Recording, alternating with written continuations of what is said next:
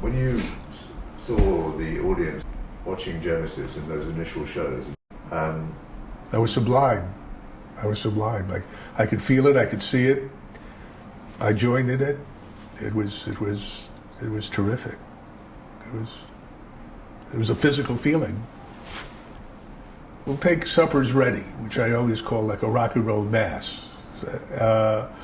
The drama of the music, the various emotional levels that you go through, and the phenomenally satisfying, uplifting ending of it is just incomparable. It was a major league feeling. It was something. It was a feeling produced by master musicians of the past. That's the only thing I can compare it to. Peter Gabriel, I always thought of as being able to perform the priestly function of rock and roll. When he was on stage, at that time, he basically presided over a ritual that enveloped the audience and swept them up. And he did it masterfully. Of course, he was accompanied by great musicianship. The guitar play of Stephen Hackett paralleled his dramatic performance on stage.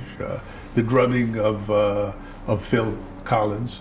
All of these heightened the same experience. There were different forms of art. One was theatrical and vocal, one percussion, one was melodic, but they all layered the same emotional sweep, and it was quite moving. It's very, I call Genesis really the apogee of the Anglican Church. I think Banks, I don't know exactly his aristocratic background, but I'm sure that he spent a good deal of time in high church settings where there was church music, and the august sound of his keyboards definitely were another element in lifting Genesis to their level. Yeah. I like the idea of Peter Gabriel as the sort of priest. Yes. I mean, visually, it's kind of triggered, isn't it, that idea? He understood it the way that he was responsible for choosing his costumes and the presentation, his physical presence. He was aware of it totally on his level. I don't know to what extent his feelings and my perception are parallel, but there's no question that he realized to a great degree what he was doing. Yeah, as a priest, a rock and roll priest. It was clear that that Mike and Tony were more conservative on every level than Peter was, and obviously led to conflict. But the point is, the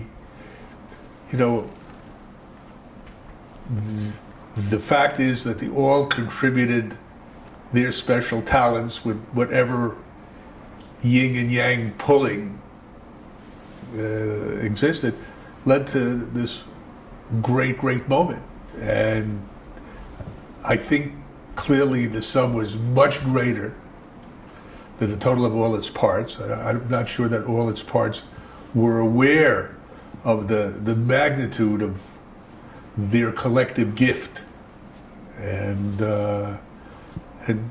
that's the beauty of it. The beauty of what I call the thin thread of time and chance leading to a great moment like that. It was. There's no question that there's conflict, but the thread held for a while, and it was marvelous. Like you say, the accidental regeneration.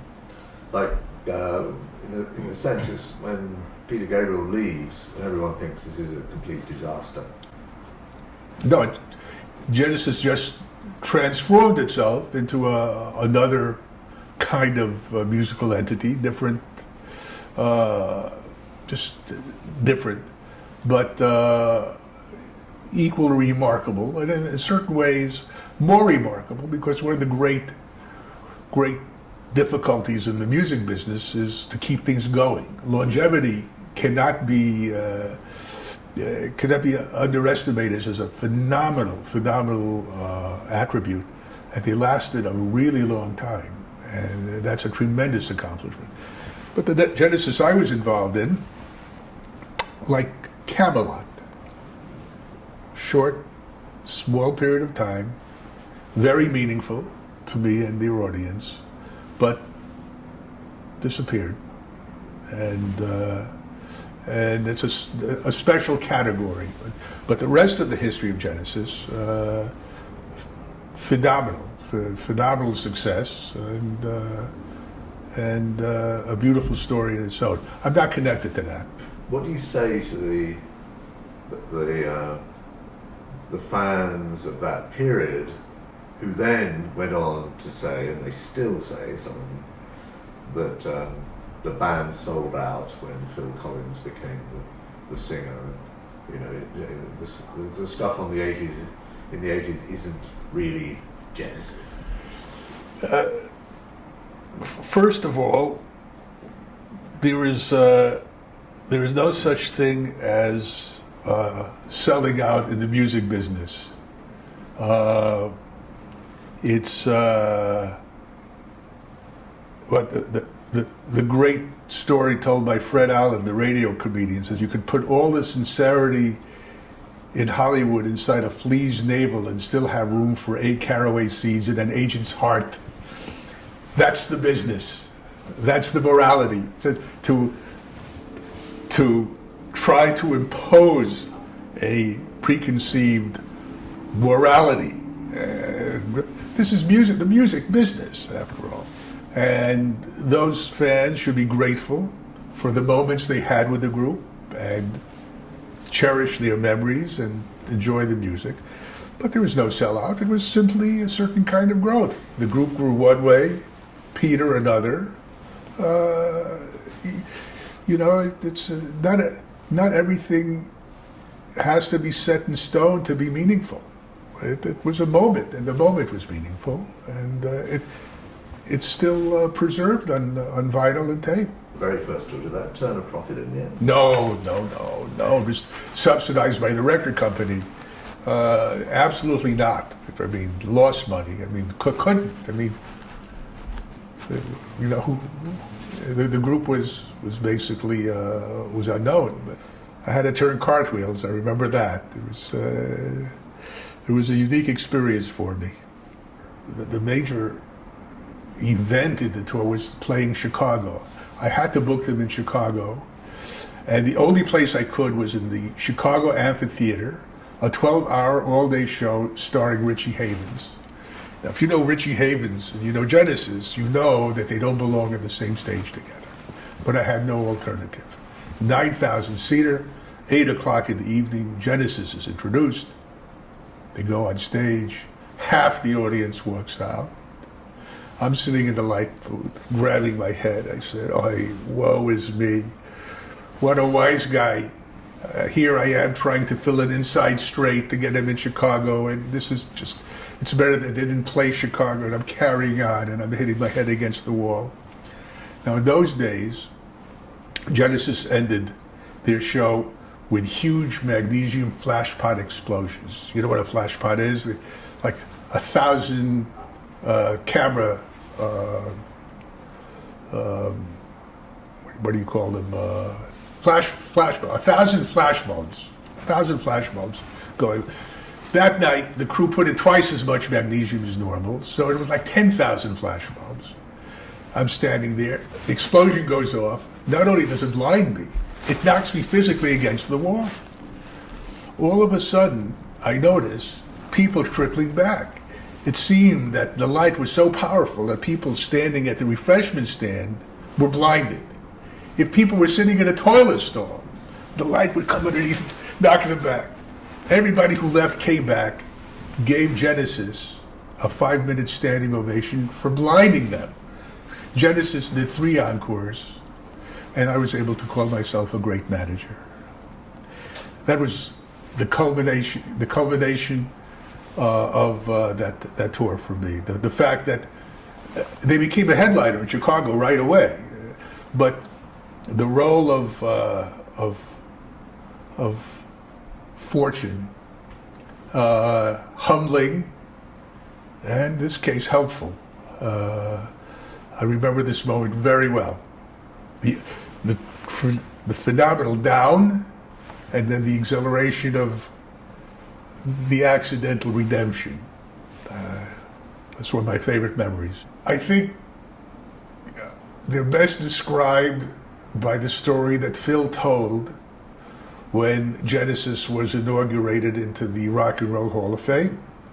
He thanked me first, and he said that when I became their manager here in the States, I went to him and I said, Phil, I expect you to behave in an exemplary fashion, set a high tone for the group, work hard, not create problems, be diligent. And Phil then said, shortly thereafter, I realized Ed went to everybody in the group and said the same thing. That was my talent. When you think of the bands like Led Zeppelin and the stories of their excesses, the Stones in the 70s in America, trashing hotel rooms, the Who, the drugs, the women, the groupies.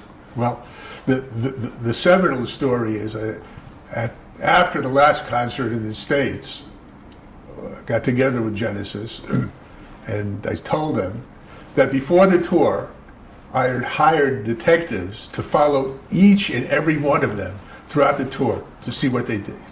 And here's the report from the detective agency. I took it out. It says, of the 5 detectives who were sent to follow you, 4 have died of boredom. The 5th is in a coma.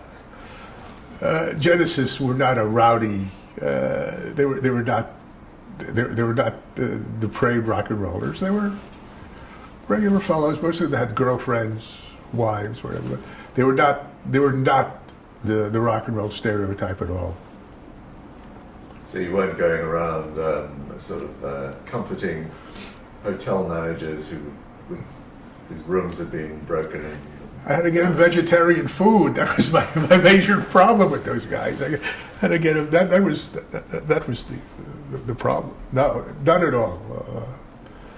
No, they were all gentlemen, fine lads. Thanks so much for coming from far Right. away. Nothing else on? 1970. Right. Just like yesterday. You said 1970.